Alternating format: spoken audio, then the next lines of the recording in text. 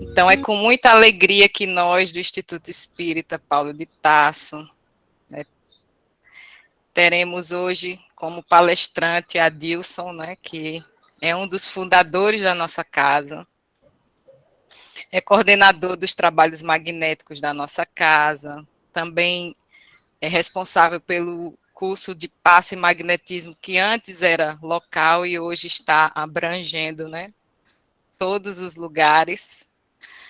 Ele também é editor do jornal Vórtice. Ele é escritor, já escreveu o livro Saúde e Doença, organizou o livro Vórtice 10 anos. É pai de Bruna e de Gabriel, e é um nosso grande amigo. Então, é com muito prazer que nós temos hoje para falar sobre magnetismo e prece, nosso amigo Adilson.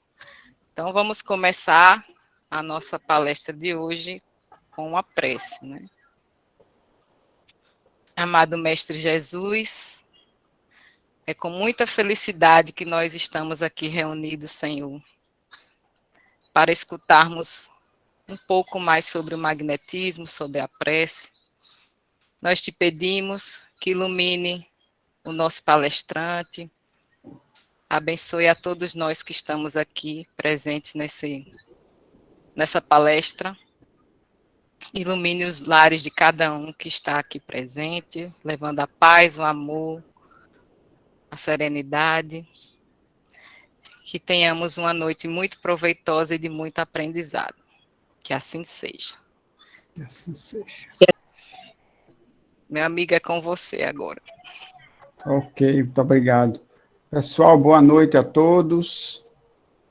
Vamos tentar fazer algumas reflexões em torno do tema prece e principalmente da prece como um recurso de magnetização. É o que nós vamos tentar fazer na nossa conversa. E quem tiver perguntas ou comentários a fazer, vai colocando aí no chat, que depois Tatiana vai lendo e a gente tenta responder. Tatiana, está vendo aí, né, o slide?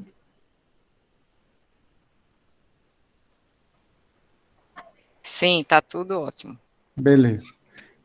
Então, eu vou começar contando para vocês uma historinha que eu encontrei na Revista Espírita de 1861, de Kardec. Eu sei que o pessoal não gosta de textos grandes em slides, mas quem quiser pode ficar apenas ouvindo a minha voz, tá? E não precisa ler o slide. Então, Kardec começou a historinha assim. Contrariada em suas inclinações, uma mocinha se casara com um homem com quem não simpatizava. A mágoa que isso gerou levou-a a um distúrbio mental. Dominada por uma ideia fixa, perdeu a razão e viram-se obrigados a interná-la. O mal provinha assim de uma causa moral, acidental e toda pessoal. Compreendendo-se que, em tais casos, os remédios normais não poderiam ter nenhuma valia. Como não havia nenhuma obsessão aparente, podia-se duvidar igualmente da eficácia da prece. Então, eu grifei esse finalzinho para a gente poder comentar a respeito.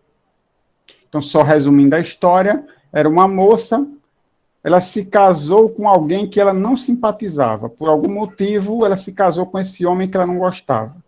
Isso gerou uma mágoa, essa mágoa gerou um distúrbio mental, gerou uma ideia fixa, e ela acabou tendo que ser internada, não sei, numa clínica psiquiátrica, num manicômio, não sei o que existia bem na época.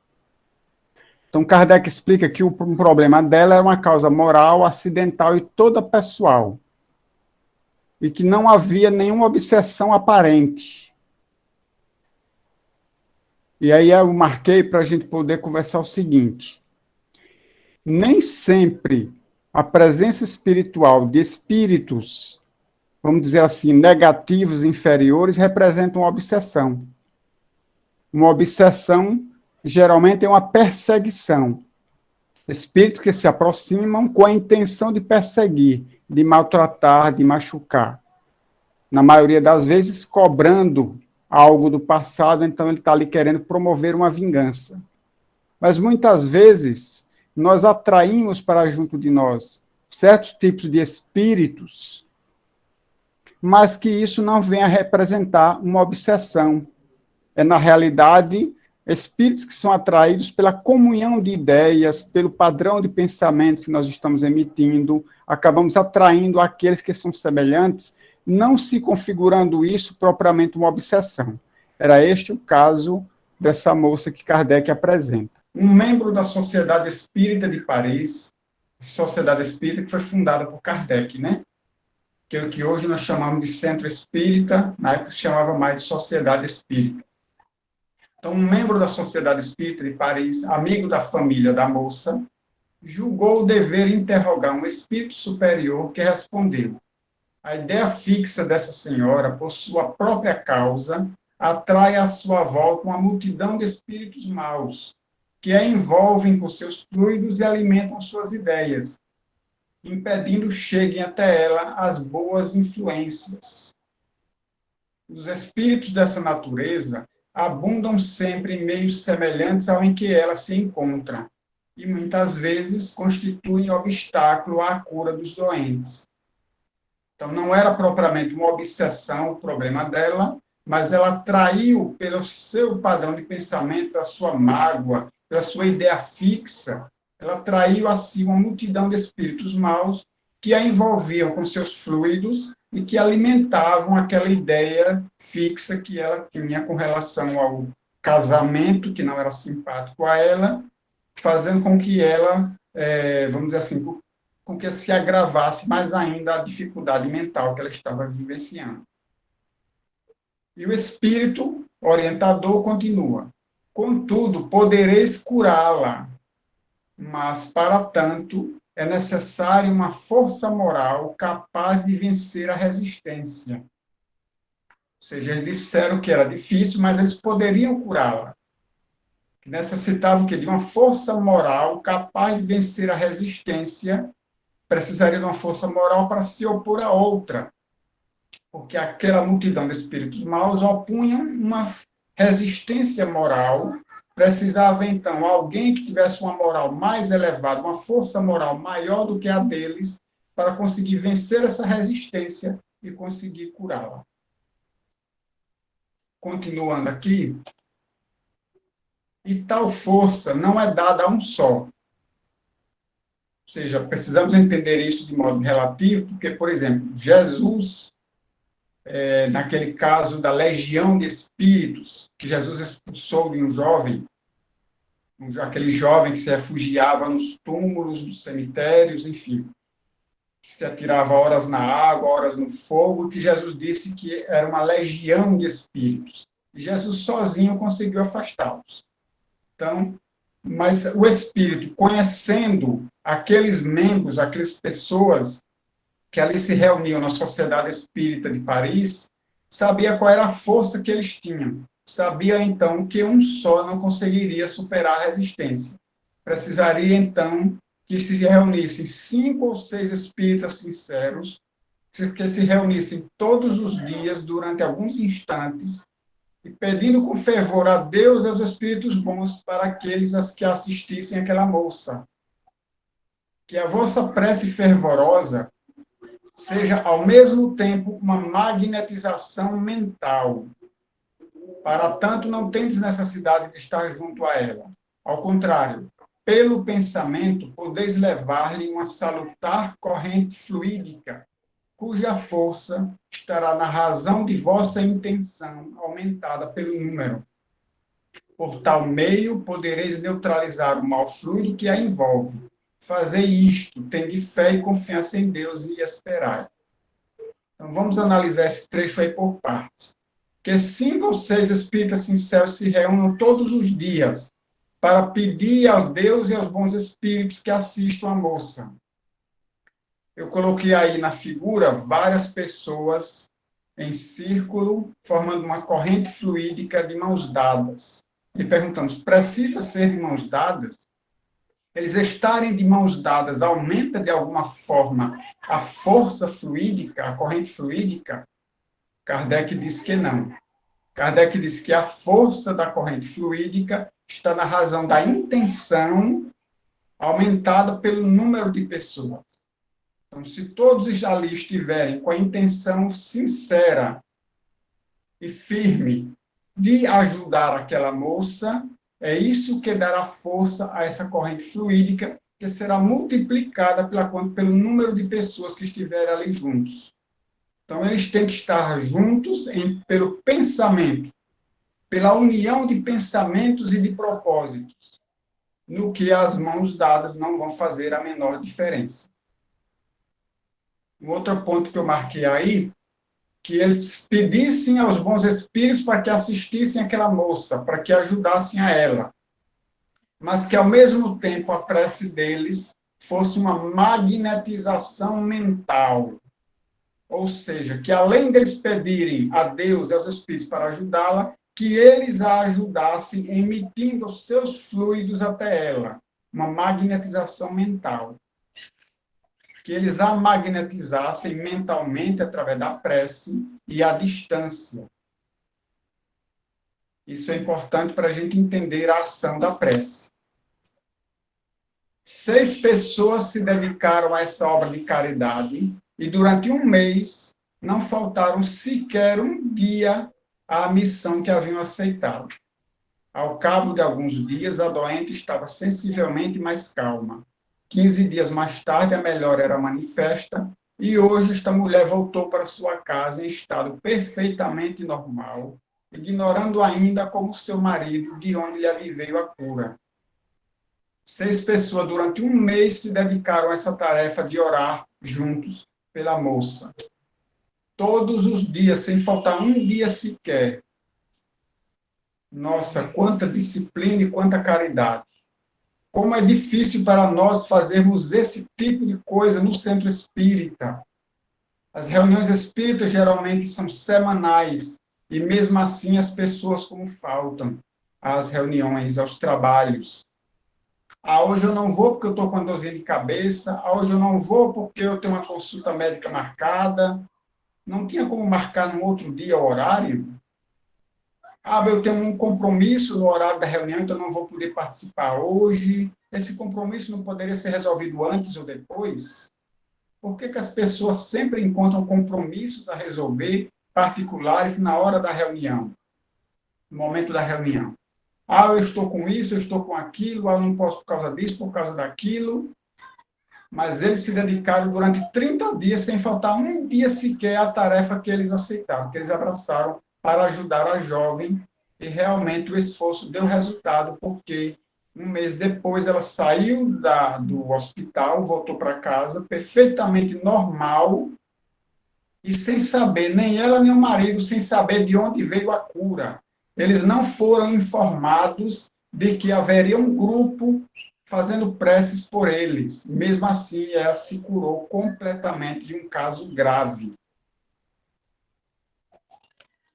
Eu fico pensando que as pessoas falam e falam muito a respeito de que, para que a cura seja alcançada, tem que se fazer a reforma íntima. E esse caso, como aconteceu? A jovem, nem ela nem o marido, sequer sabiam que tinha um grupo tentando ajudá-la. Ninguém lhe informou que tinha que fazer reforma íntima. Ninguém lhe transmitiu evangelização nenhuma. No entanto, ela se curou. Nós temos o hábito, muitas vezes, de generalizar todas as coisas. E eu penso, particularmente, que as expressões extremistas, elas são sempre perigosas. Só cura se fizer reforma íntima. Só acontece se fizer assim. Só presta se for desse jeito. Se for de um outro jeito, não funciona. Tem que ser assim, absolutamente dessa forma. Então, essas expressões extremistas, que a gente generaliza, acaba sendo perigosas, porque a gente precisa, muitas vezes, relativizar as coisas. Quem eram as pessoas que Jesus curava? Eram pessoas desconhecidas para ele. Não eram pessoas que ele seguiam, que lhe ouviam o evangelho todos os dias como os discípulos. Eram pessoas que muitas vezes vinham de longe, buscando somente a cura. Não eram pessoas que estavam ali atrás dos seus ensinamentos, para beber dos seus ensinamentos. Eram pessoas que estavam ali buscando a cura. Pessoas que iam até ele porque queriam ser curadas. E, logicamente, aproveitavam e acabavam ouvindo os ensinamentos do Cristo.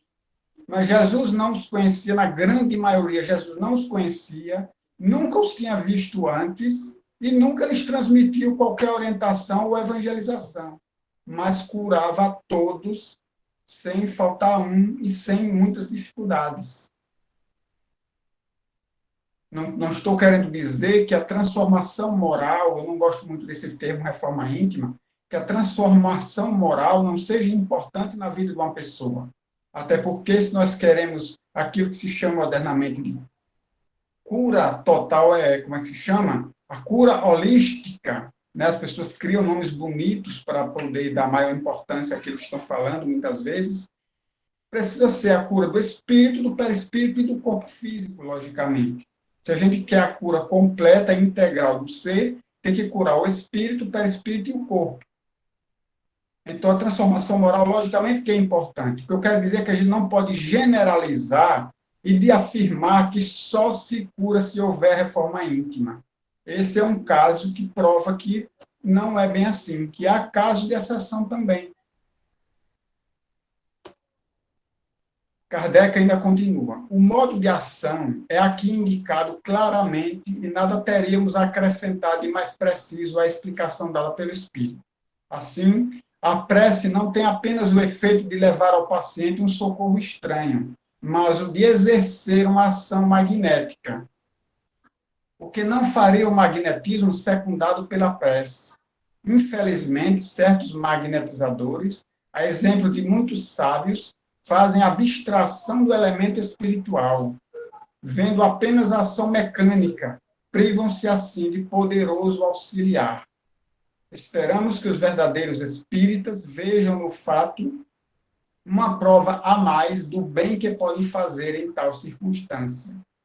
Então, a prece, eu grifei aí, tanto ela pode levar ao doente um socorro estranho, que socorro estranho será esse? A dos espíritos que aquelas pessoas pediram para ir em auxílio à jovem.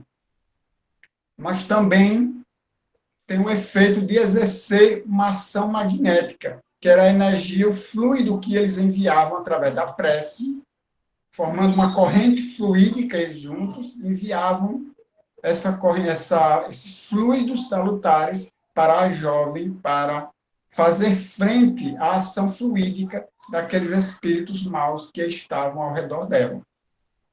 Então, dessa forma, tanto ela foi ajudada pela energia, pelos fluidos do grupo de encarnados, como foi ajudada pelo socorro dos espíritos que eles pediram para ela. Seguindo aqui em frente. Então, o que é a prece? Daqui por diante, todos os textos que eu colocar, eu não vou ler esses textos na íntegra, porque seria muito cansativo para mim e para vocês, foram extraídos do Evangelho segundo o Espiritismo. Aquela história foi tirada da Revista Espírita, de 1861, e os textos daqui para frente do Evangelho segundo o Espiritismo. Então, o que é a prece? A prece é uma invocação, mediante a qual o homem entra pelo pensamento em comunicação com o ser a quem se dirige. Invocação é um pedido de auxílio, de socorro. É um pedido de proteção, de socorro, de auxílio, enfim. Então, a prece é uma invocação, mediante a qual o homem entra pelo pensamento em comunicação com o ser a quem se dirige. Pelo pensamento. Muitas pessoas têm vergonha de fazer uma prece, dizem assim: ah, mas eu não gosto de fazer prece, porque a minha prece é feia. Eu não tenho palavras bonitas para fazer uma prece bonita, como fulano de tal. Eu gosto quando fulano faz a prece, que a prece dele é bonita, a minha não é. Mas a prece não tem a ver com palavras, a prece tem a ver com pensamento. Talvez aquele que tem a prece mais feia, segundo ele, tenha um pensamento mais adequado para uma prece melhor do que aquele que faz uma prece muito bonita de palavras, mas que às vezes o pensamento não corresponde à beleza das palavras empregadas. Então, a prece ela é pensamento. A gente entrar em comunicação com o ser a quem nos dirigimos, que pode ser Deus, Jesus, os bons espíritos, enfim, aqueles a quem nos dirigimos. Logicamente que a gente não consegue entrar em comunicação direta com Jesus, nem com Deus, mas aí os espíritos, eles intermediam esse nosso pedido, essa nossa prece, e levam até Jesus, levam até Deus, para que, recebendo como é que se diz? Recebendo a aprovação daquele ser superior a quem nos dirigimos, vem de retorno o resultado que a gente esteja solicitando, né? Qual é o mecanismo da prece? Como é que ela funciona? Então, Kardec vai escrever no Evangelho segundo o Espiritismo que a prece, que é o fluido universal, recebe da vontade uma impulsão. Ele é o veículo do pensamento, da mesma maneira que o ar é o veículo do som. A gente sabe que o som, a nossa voz, os ruídos, enfim, o som em geral, ele se propaga em ondas através do ar. Já o pensamento, ele se propaga através do fluido universal. Daí que o som, ele é restrito. Então, no espaço não existe o ar, portanto, não existe o som, mas o pensamento ele pode chegar em qualquer parte do universo, porque o universo inteiro ele é banhado, entre aspas, pelo fluido universal. Então, onde existe o fluido universal, o pensamento pode chegar. Então, dirigido o pensamento para um ser qualquer na Terra ou no espaço, de encarnado para desencarnado, ou vice-versa, uma corrente fluídica se estabelece entre um e outro. Então, quando eu dirijo o meu pensamento para outra pessoa encarnada ou para um desencarnado, ou quando isso acontece entre dois desencarnados, ou de desencarnado para encarnado, ou seja, daqui para lá ou de lá para cá, ou entre nós aqui ou entre eles lá, uma corrente fluídica se estabelece, transmitindo de um para outro o pensamento, através do fluido universal.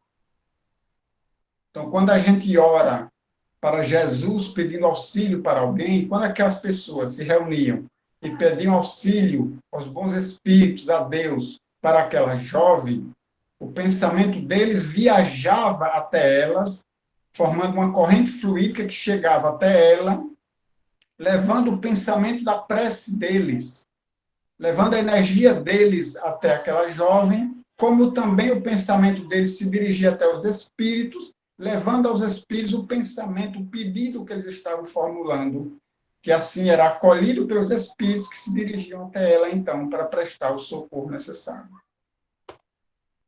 A energia dessa corrente fluídica guarda proporção com a energia do pensamento e da vontade. Então, a força da prece, ou a energia dessa corrente fluídica, está na força do pensamento e da vontade daquele que está orando.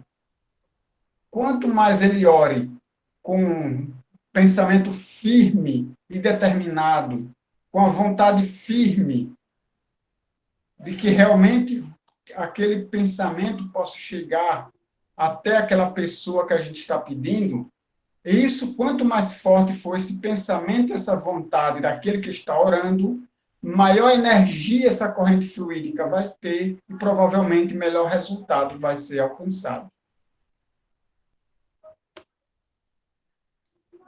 A verdadeira prece, ela precisa ela tem algumas características. Primeiro é humildade. E o que seria humildade? Ter consciência da nossa inferioridade. Aquele que é orgulhoso, ele não tem fé.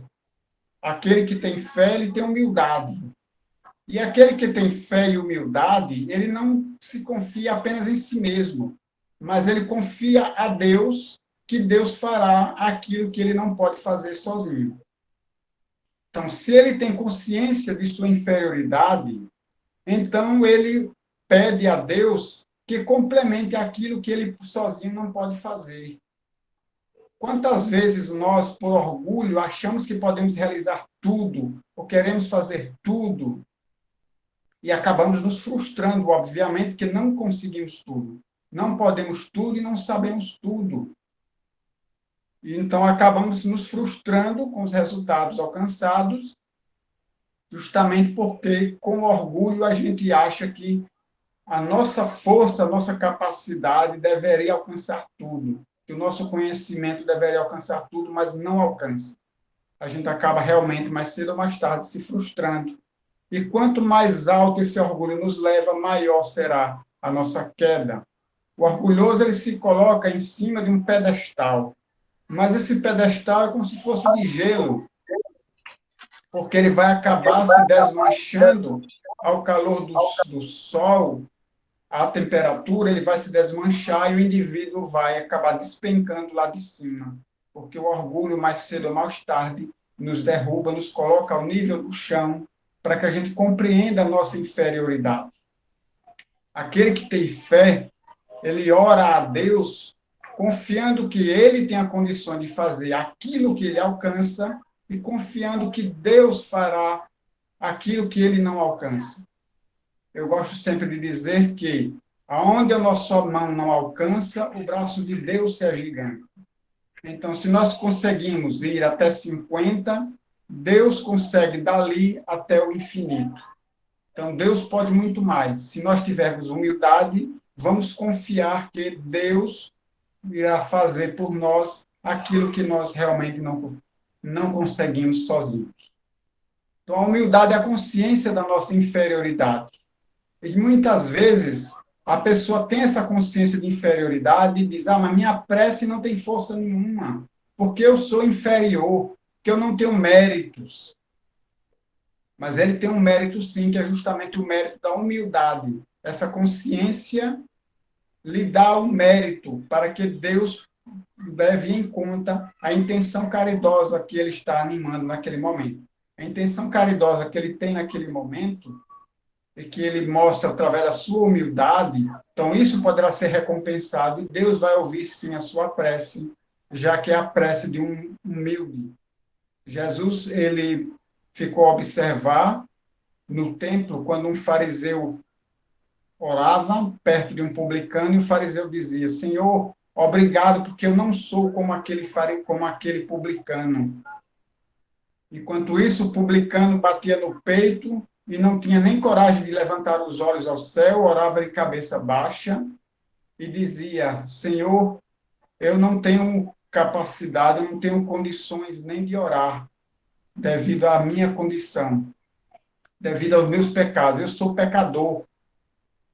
Então, enquanto o publicano se achava pecador e sem méritos para orar, o fariseu orava com orgulho, agradecendo a Deus por ele ser melhor do que o publicano. E Jesus, então, disse que a prece do publicano, como era uma prece feita com humildade, apesar de ser de um pecador, era uma prece feita com humildade. Ele reconhecia o quão pouco ele podia, o quão pouco ele era. Reconhecia, assim, a grandeza de Deus. Dessa maneira, então, a prece dele tinha mais valor do que a do fariseu, que se achava tão grande, tão bom, cheio de orgulho e de vaidade. A verdadeira prece precisa de recolhimento. Kardec escreve que o pensamento, o poder da prece está no pensamento, que não depende nem das palavras, nem do lugar, nem do momento em que a gente ora. Tudo isso só vai influenciar nas necessidades que a gente tem de se recolher. Mas se a gente consegue, por exemplo, se recolher caminhando em meio ao calçadão, ou então em meio a uma rua movimentada, a gente consegue fazer uma prece, consegue se recolher em si mesmo para fazer uma prece, não tem problema que seja ali no meio da rua. Você pode fazer no trabalho, pode fazer a prece em casa, pode fazer em qualquer lugar onde você esteja, você sinta necessidade. Nem vai depender das palavras, nem do lugar, nem do momento em que você está orando. Você pode orar quando acorda, quando deita, você pode orar antes das refeições, você pode orar no meio do dia, em qualquer horário que você quiser, em qualquer lugar. Desde que você faça com humildade e com recolhimento. Se você não consegue se recolher num ambiente físico, falando propriamente com relação a um ambiente físico, você pode se recolher dentro de si mesmo, ocultar-se, vamos dizer assim, dos pensamentos, das percepções exteriores, voltar-se para dentro de si mesmo e se recolher numa prece para conversar com Deus, ou com os bons espíritos, ou com quem seja. A verdadeira prece precisa de ser profunda, porque é a nossa alma que tem que se elevar para o Criador. Não são as nossas palavras, mas é a nossa alma que tem que se elevar ao Criador. Então tem que ser profunda. Cada palavra tem que ter um significado, tem que ter um sentido para nós. Não podem ser palavras vazias. Quantas vezes, assim, antes de dormir, a gente está com aquele soninho tão gostoso, aquela vontade de deitar e dormir, mas não. É a minha hora de fazer minhas preces antes de dormir. Senta na cama e entre um cochilo e outro, ele vai tentando fazer uma prece. Faz uma prece, começa a orar o Pai Nosso, cochila, acorda de novo, nem sabe mais onde estava, dá continuidade, tenta dar uma continuidade àquele Pai Nosso, àquela prece. As palavras não fazem sentido para ele, não há profundidade, não há recolhimento em si mesmo. Seu corpo, sua mente está muito mais ali para o descanso do que para a prece, na verdade. Falta profundidade. Antigamente, as preces eram feitas, a igreja costumava fazer as preces em latim. O povo achava muito lindo, mas não tinha ideia do que estava sendo dito, porque não sabia o latim. O latim era a língua falada apenas pela igreja, pelos membros da igreja. Como o povo não sabia falar o latim, não entendia o que estava sendo falado naquela prece, mas achava muito linda. Pedir o que realmente necessita. Escreveu Kardec: inútil, portanto, pedir ao Senhor que vos abrevie as provas, que vos dê alegrias e riquezas. Rogai-lhe que vos conceda os bens mais preciosos da paciência, da resignação e da fé. Isso aí é muito importante. Os espíritos nem Jesus não vão abreviar as nossas provas, nossas dificuldades, nossas dores. Até porque eles não têm como fazer isso. O que eles podem nos dar são os bens mais preciosos da paciência, da resignação e da fé. Então não adianta a gente dizer: Senhor, me livre da Covid, ajuda para que eu não venha me contaminar com Covid. Não adianta. Ele não vai abreviar as nossas provas.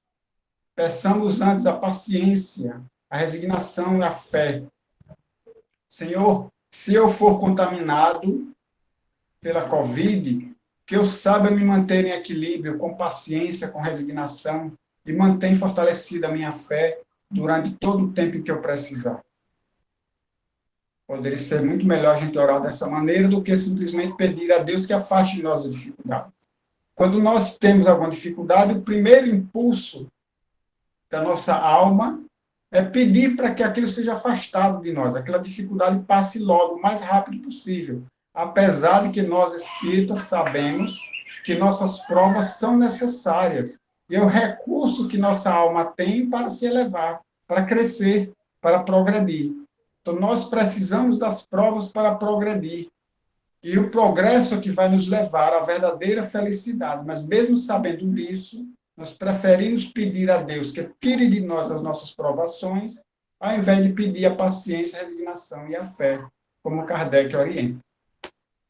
Então, a prece, além daquelas 3 formas, como geralmente se diz, que a prece pode ser um pedido, um agradecimento, um louvor ou uma glorificação a Deus. A prece ela pode ser também um recurso de elevação.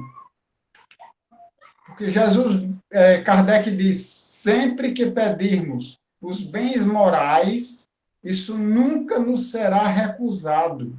Nunca. Então, todas as vezes que a gente pedir os bens morais, seja da paciência, da resignação, da humildade, da capacidade de perdoar, da fé, isso nos será dado. De que maneira? Vai simplesmente cair na nossa cabeça e a gente, de uma hora para outra, se torna paciente, se torna humilde, se torna caridoso? Nós que não. Através das circunstâncias da vida. Você tem o desejo sincero de crescer como espírito, de se elevar, de se transformar, fazer sua transformação moral, peça a Deus esses bens, que isso nunca lhe será negado, mas saiba que isso vai lhe ser dado através das circunstâncias da vida. Então, tenha certeza que se você pedir para que Deus fortaleça sua fé, coisas acontecerão na sua vida para que você exercite e fortaleça a sua fé. Então, a prece, nesse sentido, é também um recurso de elevação. Através da prece, nós recebemos a força do alto necessária para a nossa transformação. Recebemos os recursos necessários para que nós possamos exercitar as virtudes e substituir nossos defeitos por elas, para que possamos, assim, crescer para Deus, nos elevar. Ação da prece. Pela prece, o homem obtém o concurso dos bons espíritos que acorrem a sustentá-lo em suas boas resoluções e a inspirar-lhe ideias sãs. Ele adquire, desse modo, a força moral necessária a vencer as dificuldades e a volver ao caminho reto se deste se afastou. Por esse meio, pode também desviar de si os males que atrairia pelas suas próprias faltas. Então, o que os espíritos fazem não é afastar de nós o mal, porém, sim, desviar-nos do mau pensamento que nos pode causar danos. Então, a gente pode pedir, Senhor, me proteja para que eu nunca seja contaminado pela Covid, para que eu nunca adoeça, para que eu tenha sempre saúde. Isso não é possível. Eles não vão afastar de nós o mal. Eles vão, sim, nos desviar do mau pensamento que pode nos causar mal. Eles vão sustentar em nós as boas resoluções que tomarmos e vão nos inspirar ideias sãs, ideias positivas. Então, eles não vão nos livrar de nos contaminar da Covid. O que eles vão fazer? Vão nos inspirar boas ideias. Meu filho, antes de sair de casa, bote a máscara. Evite aglomerações. Não vá pular no bloco de carnaval, porque lá você pode se contaminar. Vá tomar sua vacina, deixe de ser teimoso. Vá tomar a vacina, porque ela é sua proteção. Então, eles vão nos inspirar boas ideias, nos afastando da ideia do mal, que poderia nos causar mal. Então, eles nos inspiram coisas boas para que a gente siga o caminho do bem. E, seguindo o caminho do bem, a gente vai afastar de nós o mal que a gente gostaria de afastar. Então, se a gente teima em se manter uma conduta errada, se a gente sai do caminho reto, então a gente pode aguardar que a consequência vai chegar. Então, se a gente gosta de ir para a balada, se vai para a balada, se não vai sem usar máscara nenhuma, né? Tá cheio de gente lá, mas vai sem nenhuma máscara. Você não tomou vacina nenhuma, não quer tomar vacina, não toma. É um direito de cada um. Mas você vai lá, gosta da aglomeração, de vai pular no bloco de carnaval. É muito provável que você se contamine com a Covid e não vai ter espírito no mundo que ele livre disso. Porque você está ali oferecendo as condições para que o mal se instale. Então, peça aos bons espíritos que eles sustentem nas boas resoluções. E se já está passando por alguma dificuldade, peça aos bons espíritos que ele dê forças para você suportar a sua dificuldade. Eles não vão tirar de você a doença, não vão tirar de você a dificuldade, porque você precisa dela. Eu lembro que, numa certa ocasião, uma palestra do companheiro espírita José Medrado, da Bahia, ele contando que, numa certa ocasião, ele se encontrava muito doente, de cama mesmo. E aí recebeu a visita do espírito Dr. Bezerra de Menezes. O Dr. Bezerra chegou para ele e disse: muito me alegro em lhe ver nessa situação. Mas, doutor, eu estou doente. Você não sabe o quanto você está corrigindo em sua alma através dessa doença. Por isso, exulto em lhe ver assim.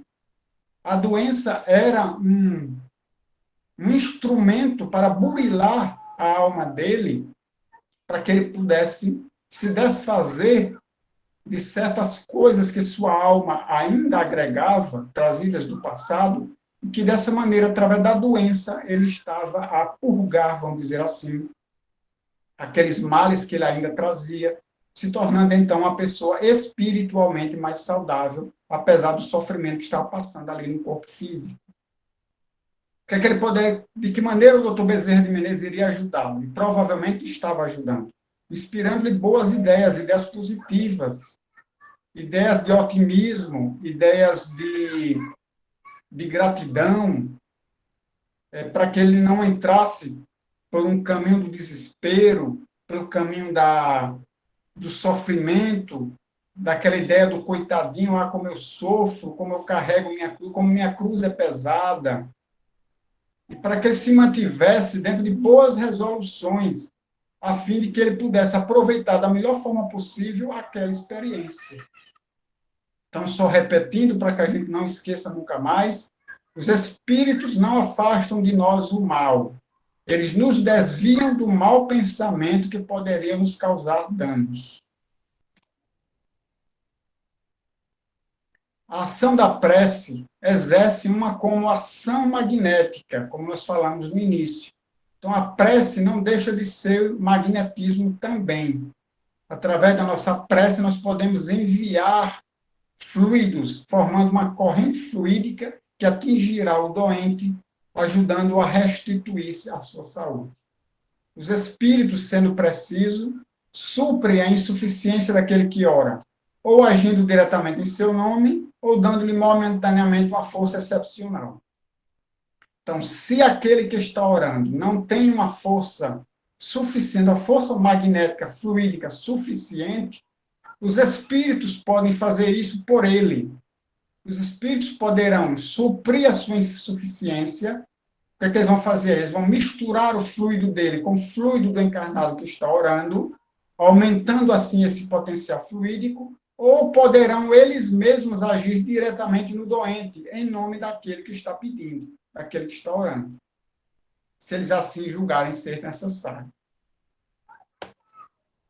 Agora eu queria falar para vocês de um outro tipo de preces que eu encontrei neste livro do Dr. Larry Doss, que é um médico norte-americano. O livro é Cuidado com o que você pede nas suas orações. Você pode ser atendido. Esse é o título do livro dele. Nesse pequeno livro, ele mostra várias pesquisas que foram realizadas em várias partes do mundo, comprovando a eficácia da prece, comprovando que nós podemos interferir na saúde e na vida de outras pessoas através da prece. Então, ele vai mostrar várias pesquisas, vários testes, experiências que foram realizadas, mas ele vai mostrar um outro tipo de prece que nós muitas vezes fazemos sem que a gente consiga identificar realmente, que é que ele chamou de prece negativa. O que é a prece negativa? O Dr. Larry Doss deu esse nome àquelas preces que a gente faz com a intenção de ajudar, mas que acabam prejudicando de alguma forma. São preces que nós fazemos corriqueiramente muitas vezes e que a gente nem se apercebe que pode estar prejudicando alguém através dessa prece. Vou citar dois exemplos. Senhor, me ajude a passar no concurso. A gente está lá estudando para passar no concurso, querendo passar no concurso, que aquele concurso vai nos dar uma situação financeira mais estável, vai nos colocar numa situação melhor, vai nos tirar de um trabalho que a gente não gosta, para que a gente possa ir para um outro, que nos satisfaz melhor. Então, é muito comum alguém pedir isso ou coisas similares. Senhor, me ajude a passar no concurso. Só que o que a gente não percebe é que quando eu peço para passar no concurso, eu estou pedindo a Deus que reprove outro. Para que eu passe, ele vai ter que reprovar outra pessoa. E é nisso que a prece é negativa, porque ela, para me ajudar, terá que prejudicar alguém. Porque se o concurso tem uma quantidade X de vagas, um número limitado de vagas, só vai passar aquela quantidade. Para que eu entre nesse número de aprovados, alguém terá que reprovar. Então, quando eu peço a Deus que me ajude a passar no concurso, ele vai estar, na verdade, eu estou pedindo também, implicitamente, que ele reprove uma outra pessoa. E assim, a minha prece se torna a prece de um egoísta, porque eu peço para mim, enquanto isso vai prejudicar outra pessoa. Algo que eu tenho certeza que a maioria daqui já fez. Senhor, faça a seleção ganhar na Copa. Durante a Copa eu mesmo fiz muito essa prece. Fazer com que a nossa seleção ganhe da mesma forma que a anterior. Para que a nossa seleção ganhe, para que o nosso time do coração ganhe, o outro terá que perder. Então, ao pedir que o meu time ganhe, eu estou pedindo a Deus também que faça o outro perder. Então, é uma prece negativa, porque é a prece do egoísta. Enquanto vai ajudar a mim, vai prejudicar a outra pessoa. Por isso que Jesus, na oração magistral que ele ensinou aos seus discípulos, ele disse: Senhor, seja feita a vossa vontade. Se a seleção vai ganhar ou vai perder, que seja feita a vossa vontade. Se eu vou passar ou não no concurso, que seja feita a vossa vontade. Antes seria muito melhor a gente pedir que, ao invés de pedir para passar no concurso, dá-me mais paciência, dá mais força de vontade para que eu estude mais, para que eu me dedique mais tempo aos meus estudos, com mais paciência, com mais perseverança, com mais força de vontade. Seria muito melhor agir dessa maneira, porque seria uma prece que estaria ajudando a mim, sem interferir na vida de ninguém, porque se eu passar, eu vou passar pelo mérito próprio, porque eu estudei, porque eu me dediquei. Então, todas as vezes que pedirmos aos bons espíritos pela nossa transformação moral, pelos bens morais, isso nunca nos será negado.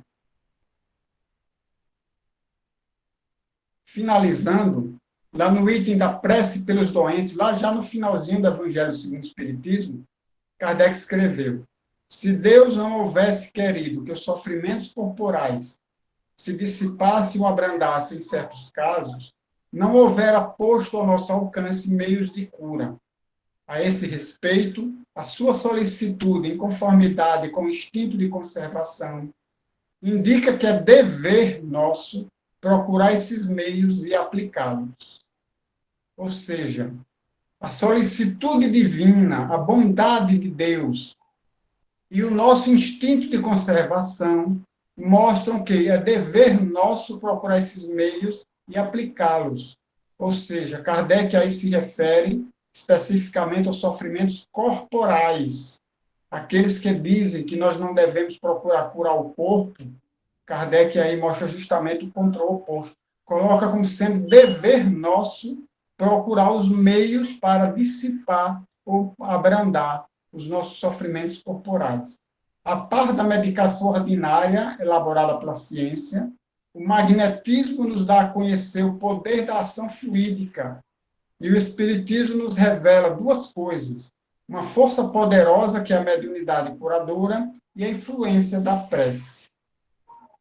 Então, nós temos aí vários métodos de cura, seja através da medicina tradicional, seja através do magnetismo, seja através da prece, da mediunidade curadora, seja através das diversas terapêuticas que hoje nós temos, diferentemente da época de Kardec, onde só existiam essas. Mas hoje existe uma variedade enorme de terapêuticas para o corpo ou para o espírito, enfim. Mas que é nosso dever, não esqueçamos disso, cuidar do nosso corpo físico, seja dissipando ou abrandando os sofrimentos corporais, porque nosso corpo é um instrumento da nossa alma. Escreveu Kardec, para que a alma tenha uma ilusão, pelo menos, de liberdade, é necessário que o nosso corpo esteja são, esteja saudável, porque ele é instrumento da alma. A alma, para viver aqui na Terra, precisa do corpo físico. E quanto mais saudável estiver esse corpo, mais facilmente essa alma consegue cumprir a sua missão ou a sua tarefa de vida aqui na Terra. É isso. Se alguém tiver perguntas ou comentários, estamos aqui à disposição para aquilo que nós pudermos responder. Obrigada, meu amigo, pela excelente palestra. Com certeza, hoje, quando a gente for se deitar, a gente vai pensar um pouco mais em como vai ser a nossa prece. Nós temos aqui algumas perguntinhas no chat. Você quer tomar uma aguinha?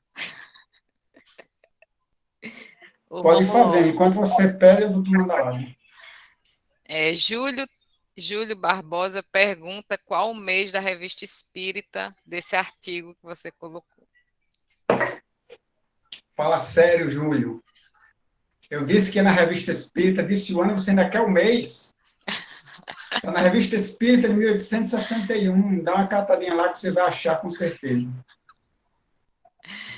Eu achei, Adilson, que eu não achei aqui o início do artigo, mas o complemento do artigo, que você também colocou nos slides, tá em janeiro de 1863. Agora, o início do caso, eu estou procurando aqui, ainda não achei. Se você Mas é puder colaborar. 1860, é 1861. Eu também não sei qual é o mês. Então, mas a 1863 tem parte do que você colocou, é a continuação do artigo, que ele bota a continuação do artigo, eu só não achei o primeiro. Ah, sim. Vou procurar aqui, então, enquanto você responde aí. Ok.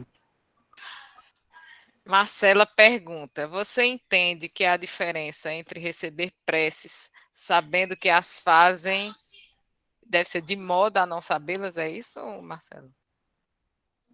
Não, se você acha que tem diferença, a pessoa receber prece sabendo que estão fazendo prece por ela e quem recebe sem saber que estão fazendo por ela. Você acha que tem diferença no resultado final?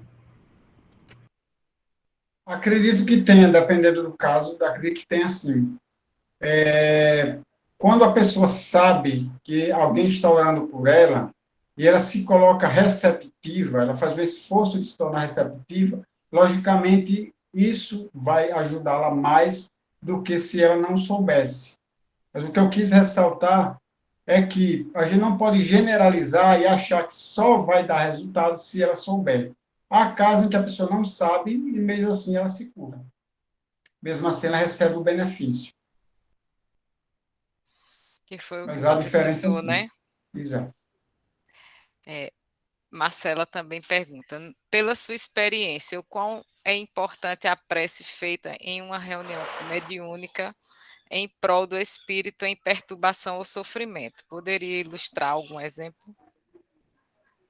Se a gente for lá no Evangelho segundo o Espiritismo, no capítulo sobre as preces, nas coletâneas de preces que Kardec escreveu, tem lá preces a serem feitas pelos espíritos sofredores.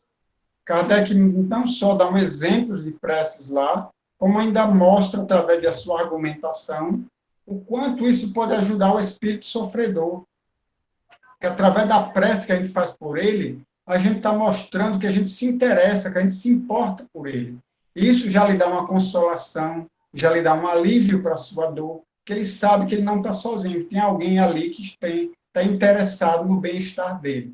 Logicamente, quando a prece é feita com sinceridade, né? Com amor, com sinceridade, não a prece simplesmente feita da boca para fora, porque muitas vezes, diante de um espírito sofredor, o que a gente mais quer é que ele vá embora e nos deixe em paz. É o que a gente geralmente mais quer e da forma mais rápida possível. A gente esquece muitas vezes que alguém que está ali cruzando o nosso caminho e que seria nosso dever ajudá-lo de alguma maneira. Então, a prece por ele, para que ele seja aliviado, vai ajudar da mesma forma que a prece que a gente faz para um encarnado. Então, da mesma maneira, a gente pode pedir para aquele espírito a ajuda de bons espíritos para ele, como a gente pode fazer uma prece, uma mentalização por ele, e dessa maneira a gente vai acabar enviando nossos frutos para ele, e dessa maneira ele vai receber também o alívio, a ajuda que está precisando. Luan pergunta: podemos considerar a prece como uma ação magnética? Sim. A prece ela tem uma ação magnética, mas não só isso, né? Como a gente viu, também a prece pode ter o efeito de você solicitar ajuda para si mesmo ou para outrem através da prece, né? Então, nosso pensamento vai chegar até aqueles a quem a gente se dirige e eles, acolhendo o nosso pedido, eles podem ajudar aquele por quem a gente pede, né? Mas a prece não tem só a intenção de pedir, a prece também pode ser um agradecimento, pode ser uma glorificação, um louvor a Deus, né? A grandeza divina, enfim. A prece tem vários objetivos. José Barreto pergunta, né? Larry Dossey, que é esse autor aí que você colocou, sim, na obra Reinventando a Medicina, nos aponta pesquisas feitas com preces com intencionalidade. Qual seria a diferença na eficácia da prece intercessória da prece que inclui a função intercessória e a intencionalidade? Eu entendo uma prece com intencionalidade, uma prece em que você tem uma intenção, tem algo que você quer alcançar, que você quer atingir. Como no caso do exemplo que eu citei da Revista Espírita, um grupo de pessoas se reunia para orar por uma doente. Essa era a intenção deles, curar aquela doente.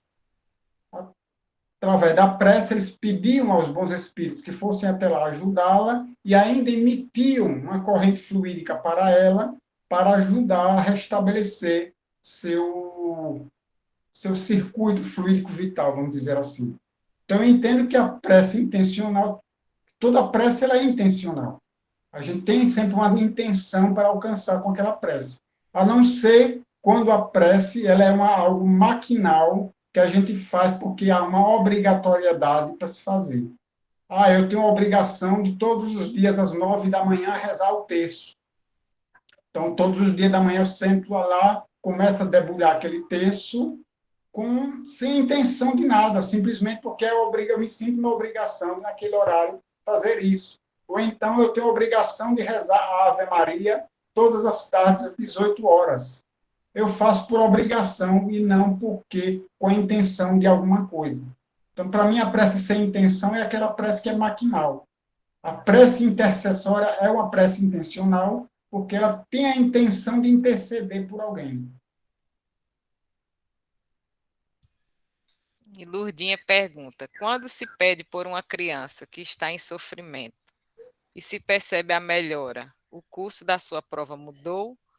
Se sim, qual a sua explicação? Repita aí, por favor.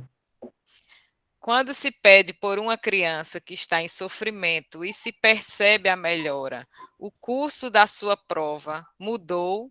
Se sim, qual a sua explicação? Olha, se o curso da prova dela mudou, eu não sei, porque eu não sei qual é o curso da prova dela. Entende? Mas, assim, como a gente não sabe qual é a prova daquela pessoa, nós temos o dever de ajudar. Eu não tenho um texto no Evangelho segundo o Espiritismo que eu gosto muito. Kardec, Marcela sabe de qual é que eu estou falando. É no capítulo 5, né, Marcela? Item 27. Item 27 do capítulo 5. Você lembra o título? Não, mas digo já. Quando eu crescer, eu quero ser assim também. Isso é que é menina aplicada. Nesse texto, Kardec, em outras palavras, ele vai dizer que nós não sabemos qual é a prova dessa ou daquela pessoa. Por isso, temos o dever de sermos caridosos de ajudar aquela pessoa. Se Deus julgar que ela deve ser aliviada, ela vai ser aliviada. Se ele julgar que aquela prova deve manter o seu curso, ele vai ser mantido o curso. Então, eu não saberia dizer se essa criança que melhorou é porque a prova dela seguiu um curso diferente, ou se porque esse curso diferente é o curso que a prova dela deveria seguir. Da mesma forma, aquela jovem que foi internada com doença mental. Qual era a prova dela? Era ficar doente ali o resto da vida internada naquele hospício? Naquele hospital, ou a prova dela só tinha que ir até ali e ela deveria se curar. Não tem como a gente discernir isso sem a gente entrar naquilo que foi planejado para a reencarnação dela. Teríamos que acessar os arquivos espirituais onde consta o planejamento reencarnatório dela, coisa que a gente não tem acesso. Então, a gente não sabe dizer. As pessoas interferiram no curso da aprovação dela ou colaboraram para que a prova dela seguisse o curso correto. Eu acredito mais nessa segunda hipótese. E quando a gente ajuda alguém, a gente não está atrapalhando o curso da prova dela. A gente está contribuindo para que a prova da pessoa siga o curso correto. Adilson, o subtítulo é assim, dever-se-á por termo a prova do próximo? É uma pergunta que ele faz ao espírito Bernardin. A pergunta é, deve-se pôr termo às provas do próximo quando possível, ou se deve, para respeitar os desígnios de Deus, deixar que sigam o seu curso? Quem responde é Bernardin. Eu sei que todo mundo já leu esse trecho aí, esse texto, mas releia. Releia com calma, analisando, refletindo cada linha, cada frase de Kardec nesse texto. Aliás, não é de Kardec, é do Espírito Bernardin, que é muito interessante e muito esclarecedor isso aí. O que mais, Tatiana? É uma pergunta de Tatiana. E tem outra. Conheço, não. Prece e vibração é a mesma coisa? Não. Vibração, vibrar, significa movimentar. Quando a gente, por exemplo, isso que aquece um determinado material, suas moléculas começam a vibrar. Quando a água ferve, as moléculas da água começam a vibrar rapidamente. Então, vibrar é movimentar. Então, existe uma diferença entre fazer uma prece, vibrar e irradiar. Através da prece, a gente pode vibrar e, com essa vibração, a gente pode irradiar os nossos fluidos. Vibrar é como se fosse, por exemplo, eu vou enviar minhas energias, mas primeiro essas energias elas vão entrar numa frequência vibratória através da prece. É como se elas recebessem uma modulação através da prece, e aí sim elas conseguissem se dirigir até o doente ou até a pessoa, porque a gente está orando. E essa prece, esses nossos fluidos irão até aquela pessoa, dependendo da força do nosso pensamento e da nossa vontade. Quanto mais forte, quanto mais firme o pensamento e a vontade, maior força de deslocamento terá essa energia. Tem mais duas perguntas, de José Barreto. Ele diz, ouvimos falar na literatura rotulada de espírita que os espíritos usam recipientes para estocar nosso fluido vital para uso posterior em favor dos enfermos. Como você entende isso? Eu entendo do mesmo jeito que foi descrito, que eles têm recipientes para guardar nossos fluidos vitais. Se isso realmente acontece, eu não sei, não tenho a menor ideia. Eu não sei se os espíritos precisam de recipiente para guardar nossos fluidos. Nós aqui na Terra precisamos de recipientes para guardar os mais diferentes materiais que nós temos disponíveis aqui no meio material. Mas eu não saberia dizer se os espíritos precisam de recipientes para guardar coisas. Porque para eles, o nosso fluido vital é uma coisa, é uma substância. Então, não sei dizer se eles precisam de recipiente para isso. E a última pergunta é, para melhor efeito da eficácia e eficiência da prece, como deveríamos agir nossa ação magnética mental sobre o enfermo com câncer? Seja com câncer, qualquer outra doença, ou mesmo qualquer outro tipo de problema que não doenças, o método é o mesmo. Precisa de humildade, de recolhimento, de profundidade e pedir realmente aquilo que está necessitando.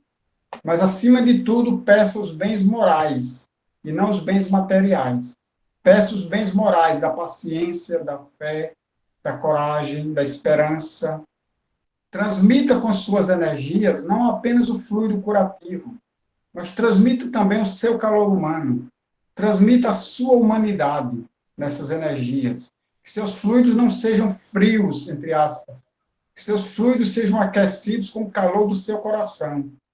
Que eles possam levar àquele outro ser humano não apenas a cura da doença ou a solução da sua problemática, mas que seja levado a ele também um acolhimento, ele se sinta, ao receber essa energia, ele se sinta acolhido, ele se sinta confortado, ele se sinta mais fortalecido para enfrentar os desafios de cada dia que a vida lhe impõe. Amigo, aqui finalizamos as perguntas e te agradecemos de coração pela sua disponibilidade, por sempre nos trazer aprendizados. Agradecemos a presença de todos aqui que estiveram conosco durante a palestra e eu quero pedir para a nossa presidente, Rosângela, para ela fazer a nossa prece final. Mas antes da prece, eu queria só falar uma coisinha. Então, gente, o que eu queria dizer, só para a gente finalizar, além de agradecer pela oportunidade e pela presença de todos vocês, é que não deixemos de usar a prece, porque ela é um recurso formidável. Muitas vezes, infelizmente, usamos a prece como um comodismo. Eu vou citar um exemplo, baseado na parábola do bom samaritano que Jesus contou. Estava lá o samaritano caído, todo ensanguentado, precisando de ajuda. É quem passou por lá. Passou um levita, viu o doente lá caído, passou por longe e foi-se embora. Passou um sacerdote, viu o homem caído, não quis praticar caridade, mas provavelmente ele fez uma prece. Provavelmente ele fez uma oração por aquela pessoa, para acalmar a sua consciência. Bom, eu não vou ajudar aquele homem, mas a minha consciência está tranquila, porque eu a ajudei através de uma prece. Muitas vezes a gente usa a prece como um meio de uma forma de nos acomodarmos, quando na verdade poderíamos fazer muito mais. A gente faz uma prece. Às vezes a gente pode ajudar diretamente aquela pessoa, mas a gente prefere fazer uma prece e pedir que Deus ajude a ela. Logicamente que Deus pode muito mais do que eu, mas não nos esqueçamos que nós somos instrumentos de Deus. Deus age na criatura através das outras criaturas. Então, se a gente pede a Deus para ajudar fulano de tal, Deus vai mandar quem? Seus filhos, que somos nós. Vai mandar os bons espíritos, ou vai inspirar um outro encarnado a ajudar aquela pessoa. Mas aquela pessoa não poderia ser eu? Aquela pessoa a ajudar aquele ser necessitado não poderia ser eu?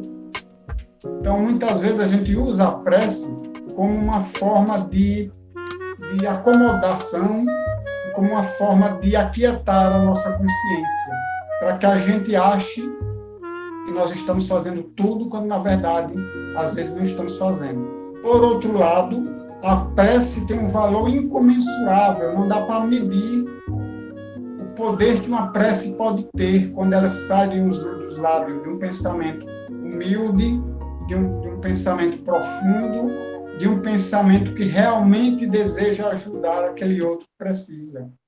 Então, a prece ela tem um poder que a gente não tem como medir, a enormidade desse poder. Então, que nós não deixemos de lado esse recurso que Deus disponibiliza para todos nós.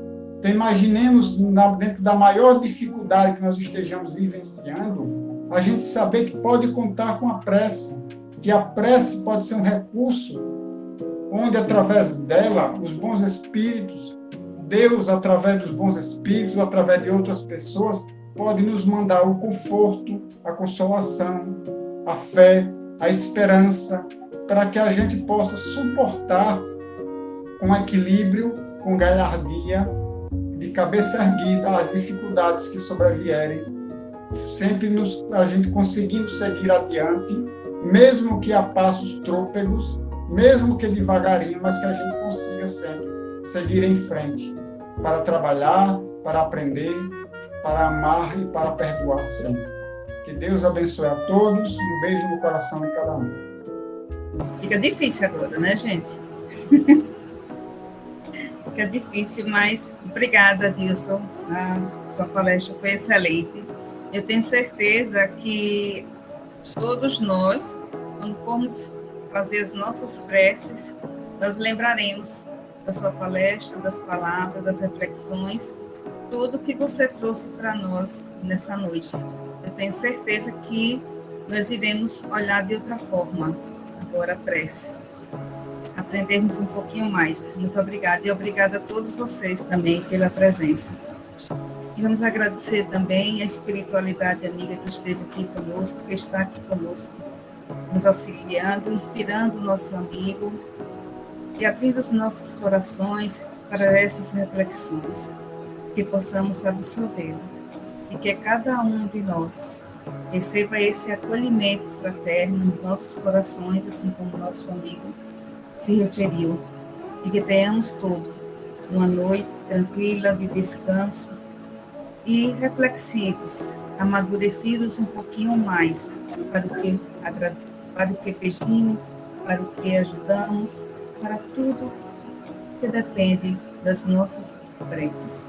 Uma boa noite a todos, que assim seja.